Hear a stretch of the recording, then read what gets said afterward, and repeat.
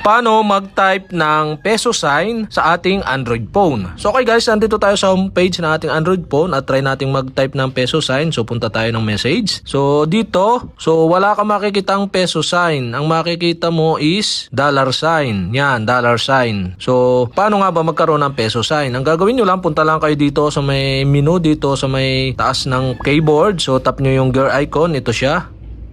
At dito sa settings, language, so makikita nyo nakaset siya ng English. So tap nyo yan at dito may makita kayong add keyboard. So tap nyo yung add keyboard at select nyo yung Filipino Latin. So tap nyo yung Filipino Latin, tapos tap nyo yung done button dito sa baba, tapos naka-add na yung Filipino Latin. So back na tayo sa ating keyboard uli. Yan guys, so makita nyo Filipino Latin is now installed. Tap the globe key to switch language. And yan, makita nyo itong globe key, tatap daw natin itong globe key dito sa may baba. Tapos tap natin itong number sign at yan, makikita na natin yung peso sign. Yan guys. So try nating i-type. Yan, peso sign. Yan guys. So okay guys, yun lang and thank you for watching.